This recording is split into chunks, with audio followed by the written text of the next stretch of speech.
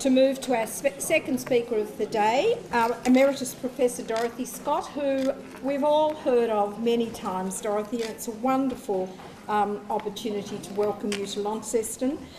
Dorothy Scott, OAM, was the Foundation Chair and Founding Director of the Australian Centre for Child Protection at the University of South Australia.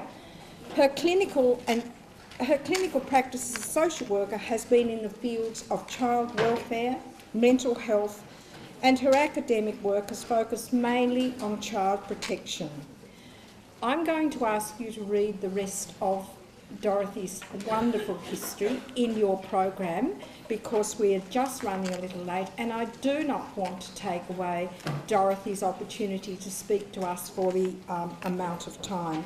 But I do want to say that Professor Scott's topic this morning will be the one advertised for tomorrow, and it's titled Children as Contributors. Thank you.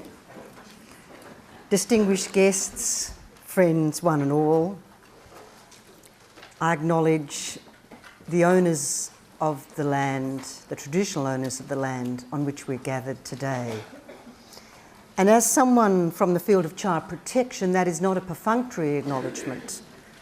Each time I acknowledge the traditional owners of the land where I speak, I'm reminded that Aboriginal and Torres Strait Islander children are 10 times more likely to be in state care in our nation than other children. We do indeed need to close the gap. It's a great honour to be invited to be with you here today, and a little daunting because it is always coming to Launceston like bringing coals to Newcastle, or is it tea to China, as Dave said. And the last time I was here, which was 5 years ago, in the wake of the child protection reforms in this state, it was about collaboration that I came to Launceston, which is regarded very much as the home of interorganisational and interprofessional collaboration. And that's a theme I'll be addressing tomorrow. Today's theme, Children as Contributors, is more in keeping with the breadth of how we've started today. And I think I'm going to be PowerPoint free and informal and sit down because I'm now a retired lady. And when I retired in 2010, went back from Adelaide to Melbourne, I started recreating my relationship with the Age newspaper. And I found that I was going immediately to the obituaries and the death notices. I thought, is this retirement? And there's one that I read just over a year ago that I want to share with you. This is a death notice, written by a man presumably now well into adulthood, as if speaking directly to his grandfather who had just died. Pa, didn't we have some fun?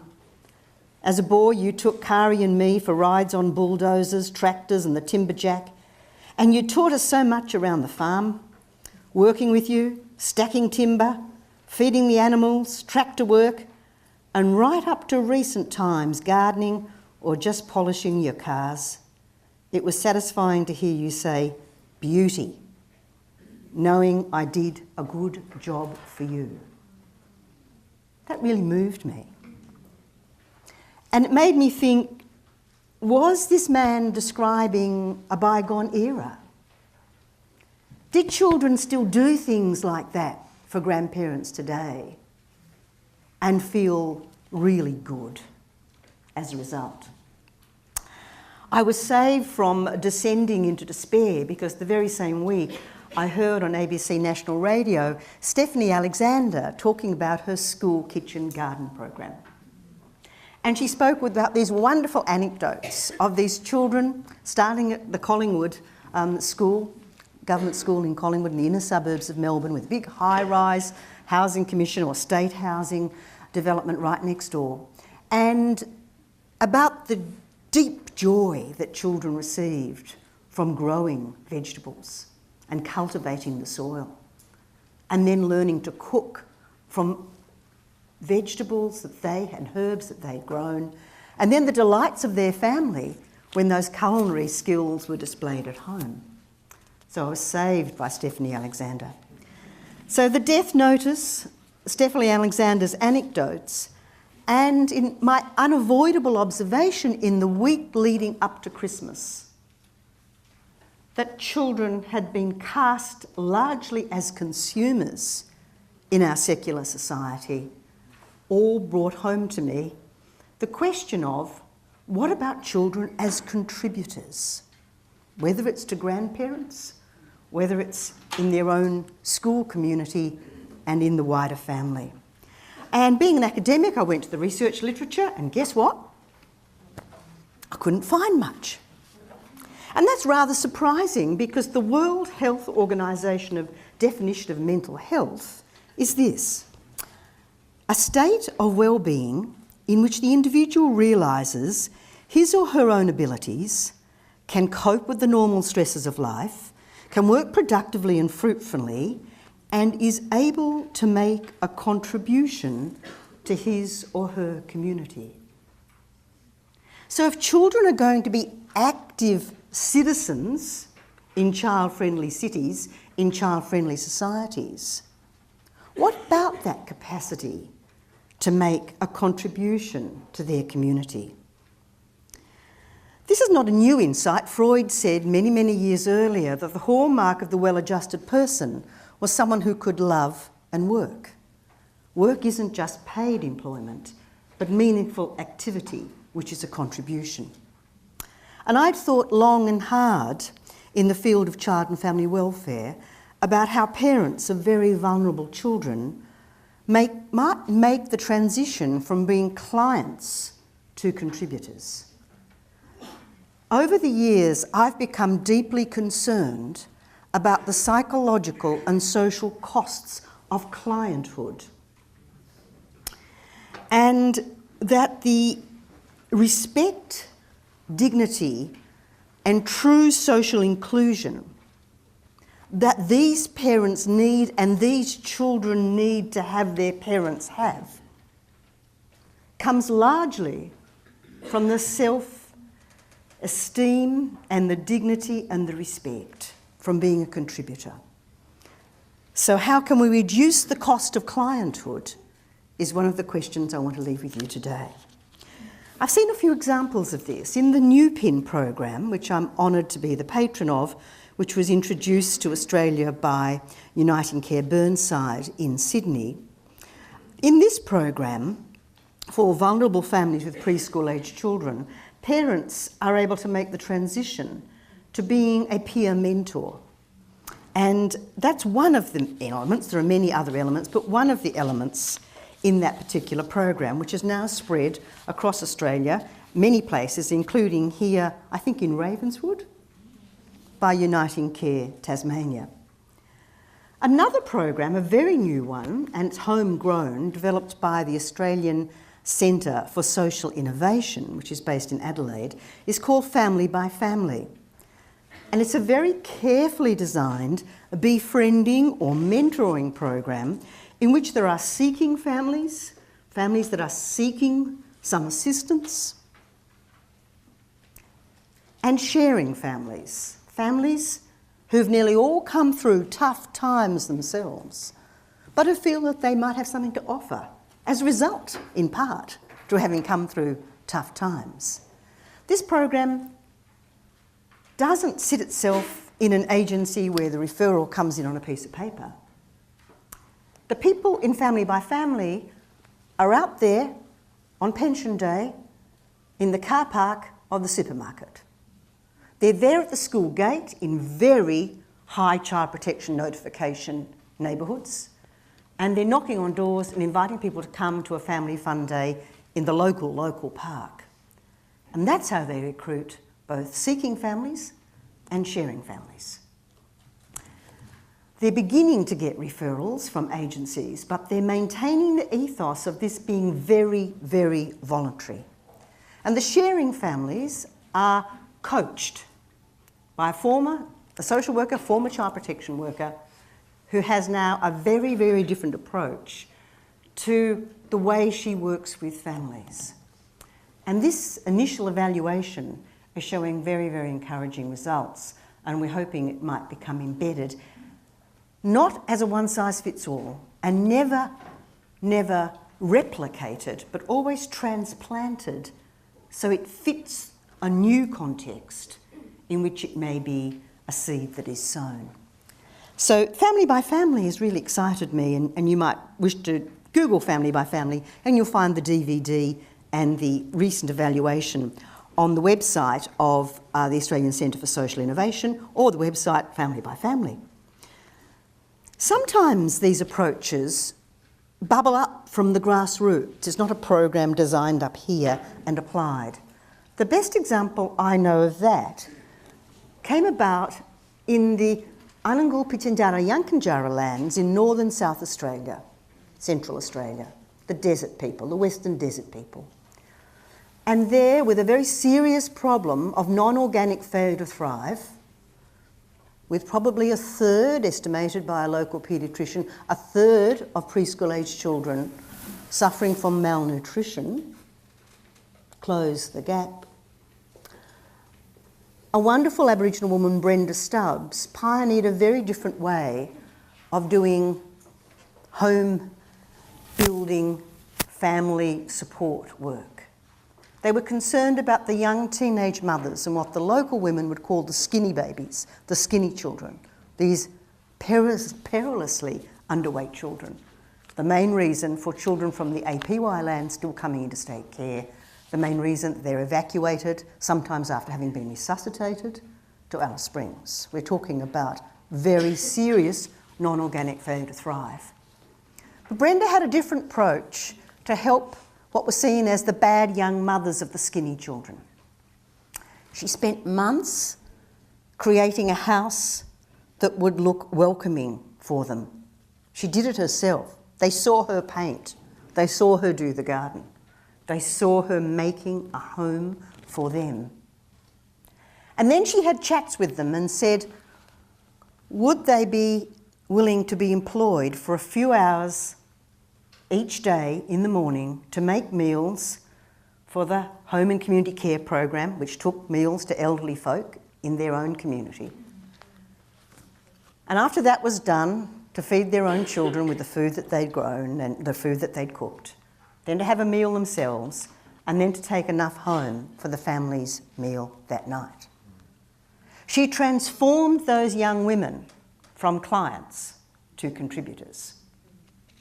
And I'm sure that's why the infants and toddlers and preschoolers in that community began to thrive and put the weight on and keep it on. Because these young women now saw themselves and were seen by others in a very different light. She'd reduced the costs of clienthood. These young girls didn't even think of themselves as clients of the service. They were employees. So, this started me thinking, and I might add it also fitted in with the Pitjantjatjara strong emphasis on give and take, on reciprocity. Napacha, napacha, to use the Pitjantjatjara language. I give you, you give me. So she was drawing on a very profound ethos of reciprocity that's deeply embedded in the oldest living culture on this universe.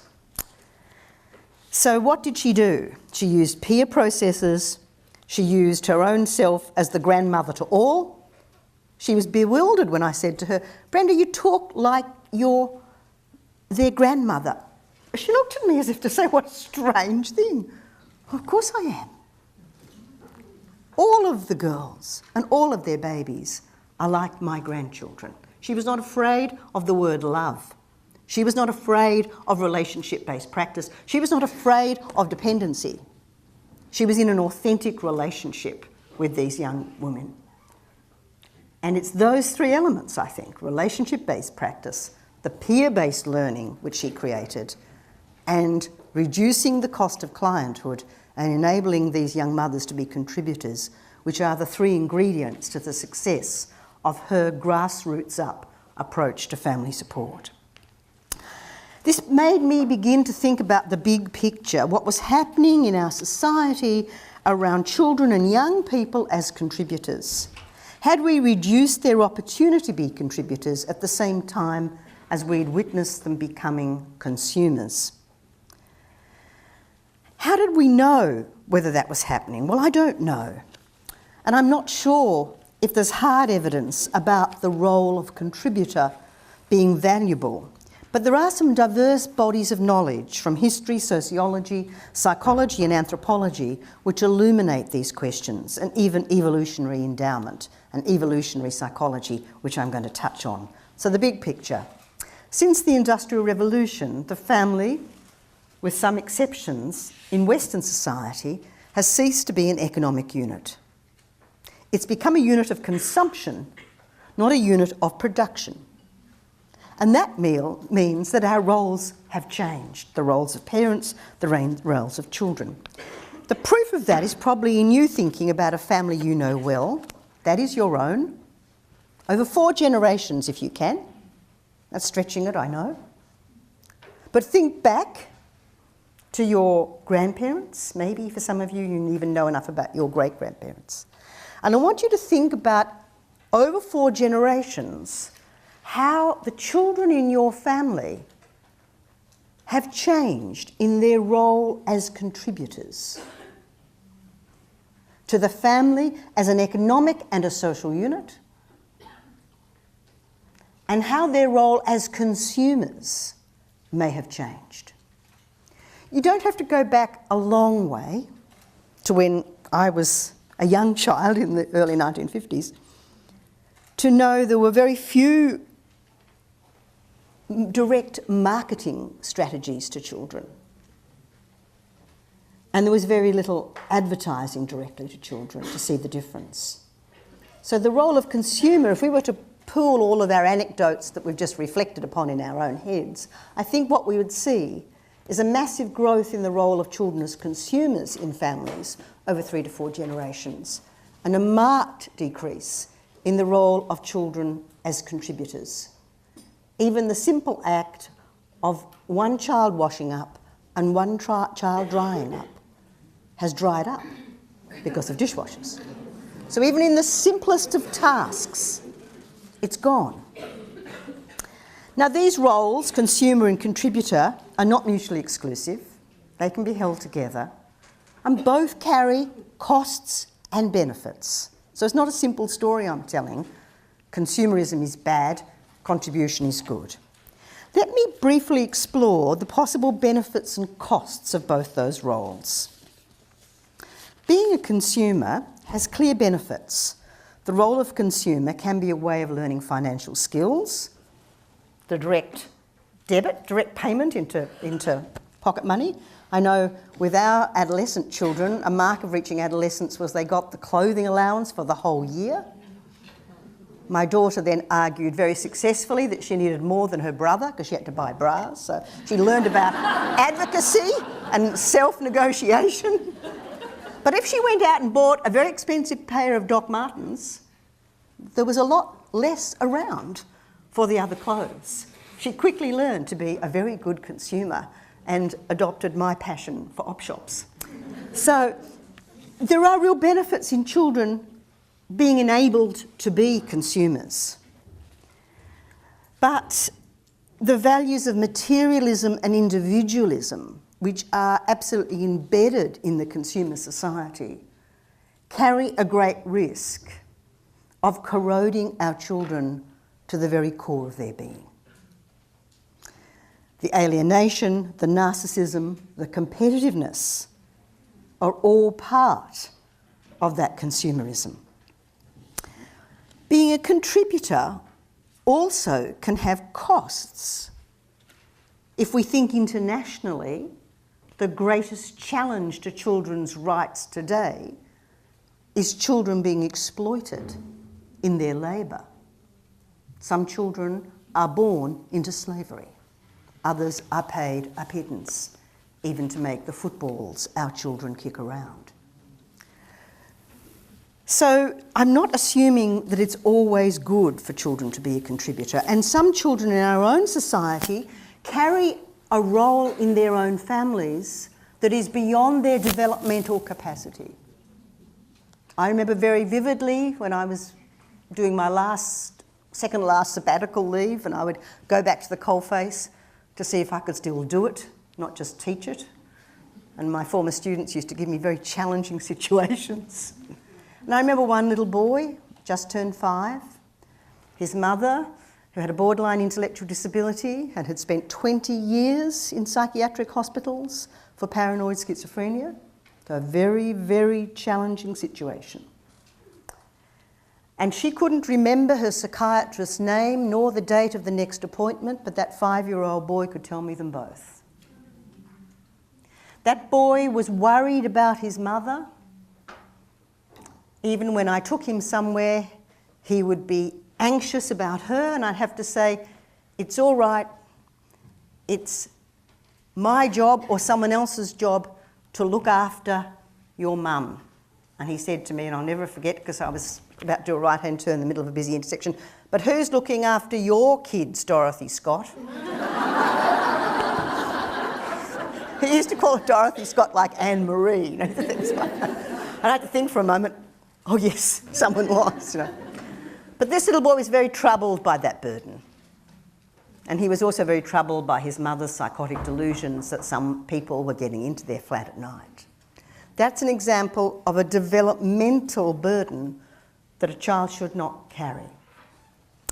And we know that Carers Australia estimates 170,000 children and adolescents in Australia today are the primary carers of parents with a disability or chronic illness. And there's strong evidence to suggest that in terms of educational disadvantage, those children suffer. But we shouldn't pathologise all situations in which a child has caregiving responsibilities. The voices of such children, child carers, have themselves only very recently been heard. And they provide a more nuanced understanding of their lived experience as carers.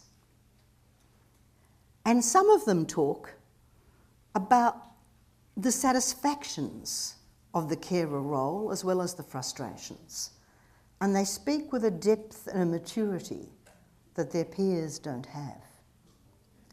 It's quite possible, I believe, that where a child is in a family where the parent has the motivation and capacity to perform the core psychological role of parent, they may not be able to do it physically, but the core psychological role of parent, and where parent-child attachment is strong, a caregiving role may not necessarily be harmful. Could it even be helpful? Well, this is where we do turn to the research. And I'm going to look at 2 researchers, Glenn Elder and a psychologist whom many of you will know, Emmy Werner. Glenn Elder is a sociologist who analysed data from the Oakland Growth Study, data taken from children born in 1920 and 21 and children in the Berkeley Guidance Study born in 1928 to 1929. And all of this is in his wonderful book, Children of the Great Depression, the Depression of the 1930s.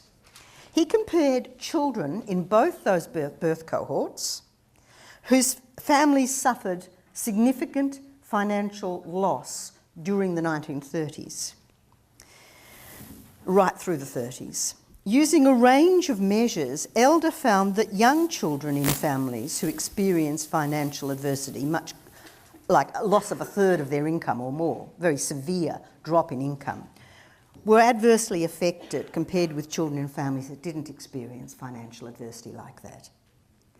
However, adolescents from middle-class backgrounds where there'd been a loss of significant income fared better than their middle-class peers where there hadn't been a loss of income. And working-class adolescents did just as well as those which hadn't seen a drop in their income. So how do we explain that?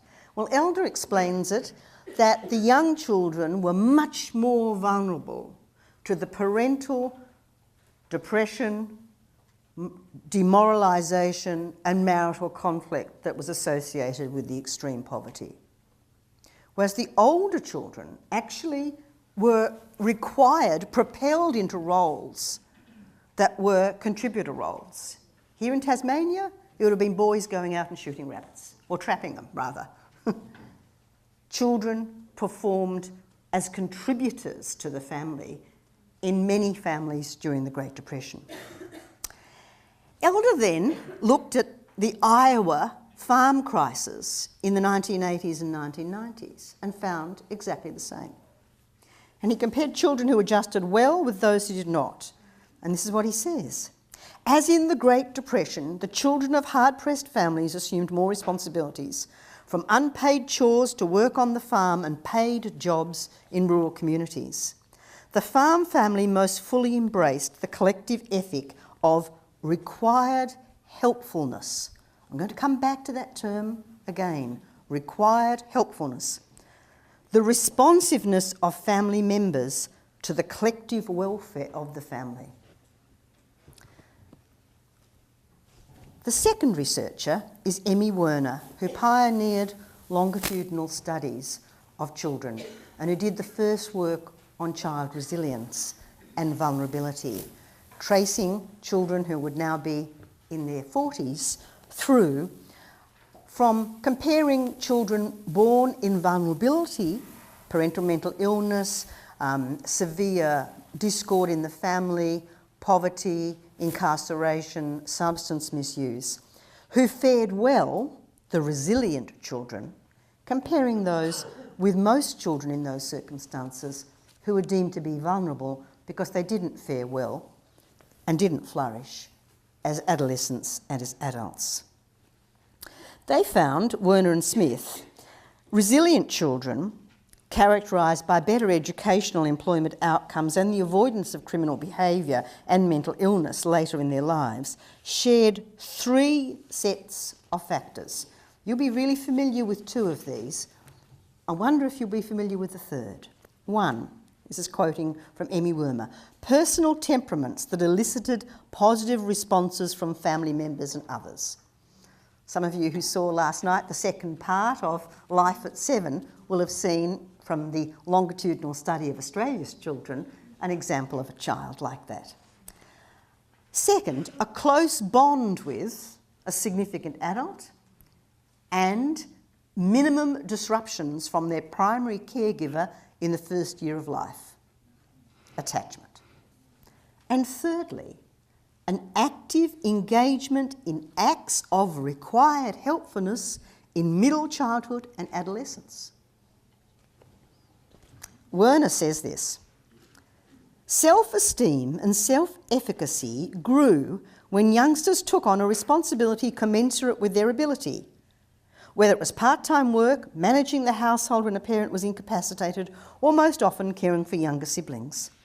At some point in their young lives, usually in middle childhood and adolescence, the youngsters were required to carry out some socially desirable task to prevent others in their family, neighbourhood or community from experiencing distress or discomfort.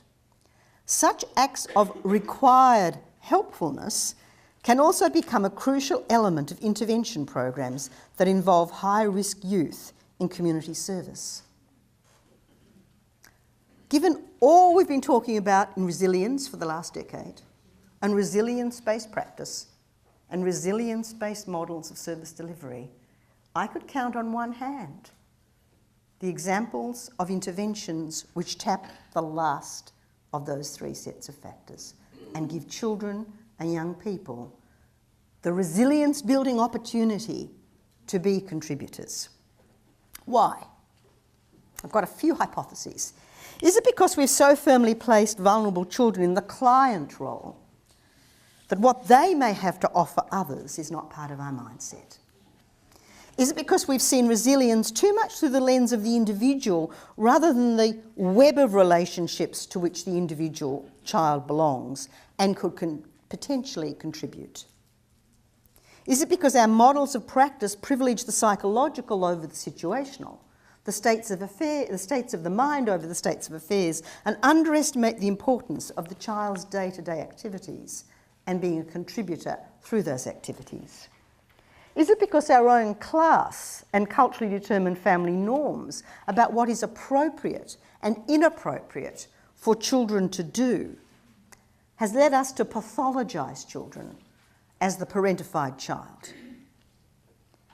Do we now see tasks which were once regarded as being commensurate with a child's developmental ability, such as caring for younger siblings, as no longer being so? There's much we do not know. There are many research questions I think we could explore. To what extent, for example, is undertaking helpful tasks per se what matters? Or is it that such activities bring the child into a positive relationship with others? What is it? Or is it both? What are the sources of motivation children have in relation to caring for others? Why? Are there different ways that families socialise helpfulness in girls and in boys?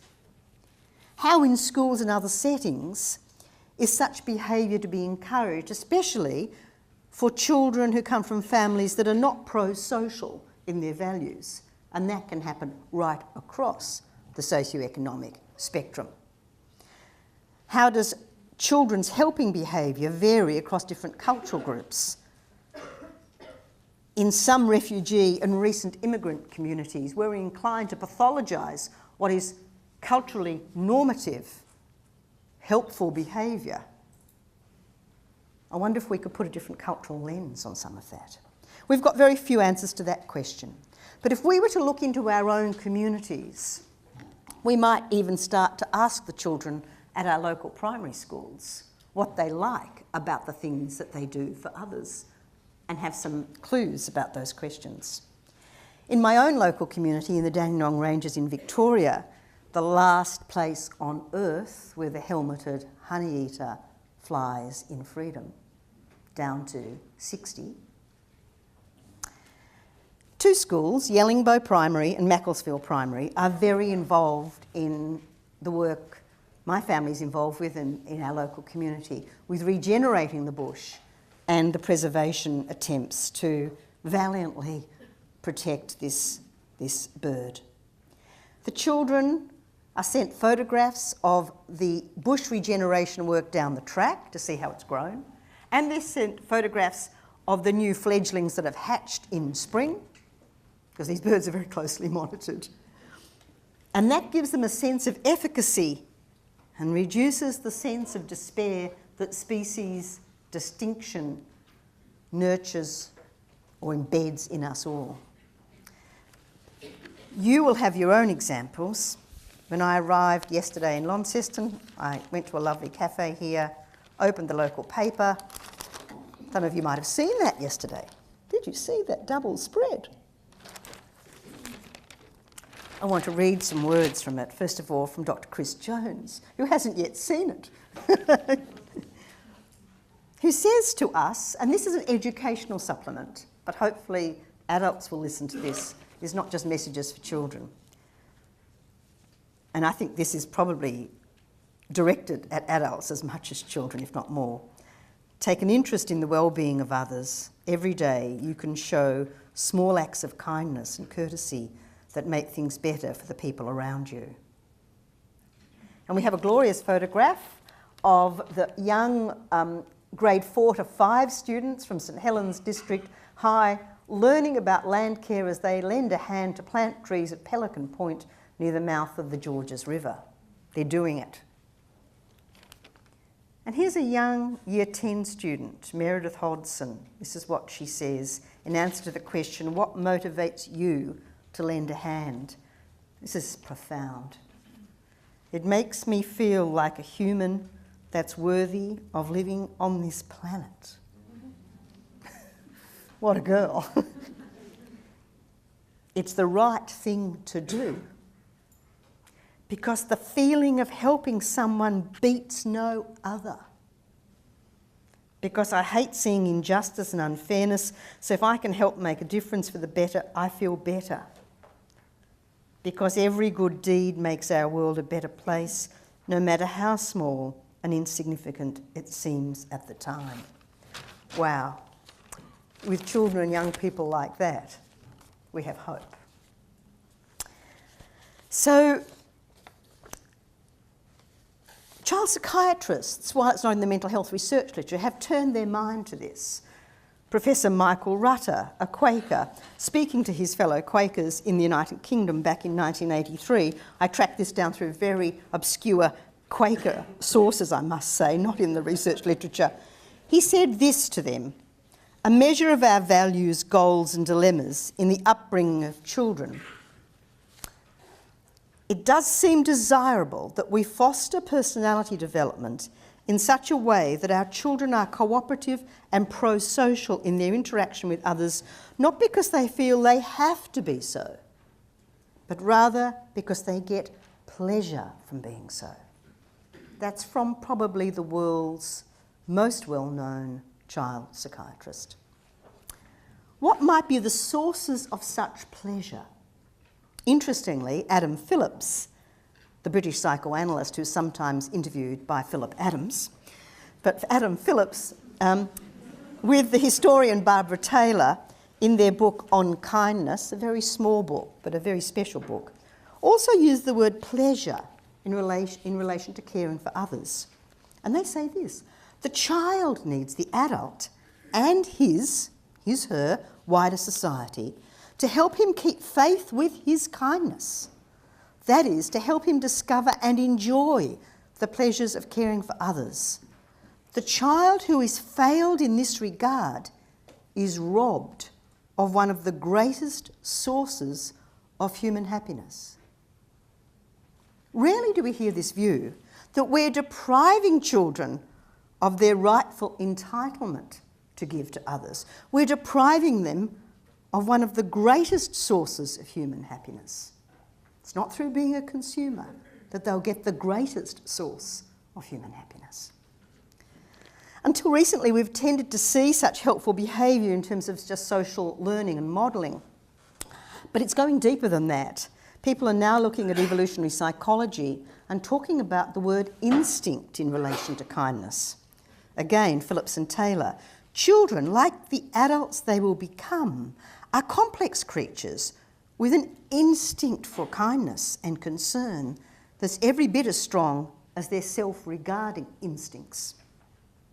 Psychologist Keltner has drawn on evolutionary psychology and on a number of studies and on neuroscience in his argument for a biological basis to children and adults' capacity for compassion. And again, those who saw Life at 7 last night might have seen the changes in the brain waves of a little boy when he experienced compassion, empathy with a sad part of a story. Keltner also cites research which identifies the environmental factors which may strengthen or weaken children's predisposition to empathy. Children securely attached to their parents, compared to insecurely attached children, tend to be sympathetic to their peers as early as age 3.5. In contrast, abusive parents who resort to physical violence have less empathic children, and I'm sure your work every day reinforces that. All of this research, I think, gives us food for thought, but I'm sure that you already know it as a human being. In keeping with a focus on attachment and helpfulness, I would like to share with you a naturalistic observation by Jane Goodall, the great protector of the chimpanzees. I think this speaks to us about the children who have a capacity for compassion, but also that this is deep within our primate DNA. Here are the words of Jane Goodall. She was criticised early in her career for giving chimpanzees real names. It's what's made her work so accessible to us. Mel was 3.25 years old when his mother died. He had no elder brother or sister to adopt him. To our amazement, for we had thought he would die, he was adopted by 12-year-old Spindle. Although members of the Gome chimpanzee population have a few genes in common, Spindle was certainly not closely related to Mel. Nevertheless, as the weeks went by, the two became inseparable. Spindle waited for Mel during travel. He permitted the infant to ride on his back, even allowed him to cling beneath, as a mother carries her baby. A chimpanzee mother carries her baby. Especially when Mel was frightened or when it was raining Most remarkably, if Mel got too close to the big males during social excitement, when inhibitions are sometimes swept aside, Spindle would hurry to remove his small charge from danger, even though this usually meant he was buffeted himself. For a whole year, this close relationship endured. And there can be no doubt that Spindle saved Mel's life. Why did Spindle act that way, burdening himself with the care of a small, sickly youngster who was not even a close relative? Probably we shall never know, but it's interesting to reflect that during the epidemic that claimed Mel's mother, Spindle's ancient mother died also. A 12-year-old male chimpanzee, though perfectly able to fend for himself, will continue to spend much time with his mother, especially if he's been through a stressful time with the adult males or been hurt in a fight. Is it possible that Spindle's loss of his mother left an empty space in his life, and that the close contact with a small dependent youngster helped to fill that space? Or did Spindle experience an emotion similar to that which we call compassion? Perhaps he felt a mixture of both. When I read that in Jane Goodall's book, A Spiritual Journey for Hope. No, I'll get that exactly for you because you might want to look it up. I think it's called Hope, A Spiritual Journey. I was reminded of a young man I mentored through the Smith Family Learning for Life program. He had been in out-of-home care. He had experiences in childhood and adolescence that no child or adolescent should ever have. It's his story to tell, not mine, so I won't elaborate on that. But he'd been in many foster placements and in residential care. And through the Create Foundation, self-help, where young people are contributors to one another and to others in care, he was able to emerge from that childhood with the belief that he had something to offer. He wanted to go to university and be a social worker, even though his educational disadvantage didn't equip him for that. And the Smith family linked him with me, and he went from getting the barest possible passes to first-class honours within 4 years.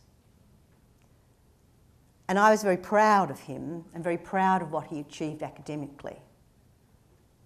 And at his graduation ceremony, the tears ran down my face in a way they didn't for my own son and daughter. I felt proud of them.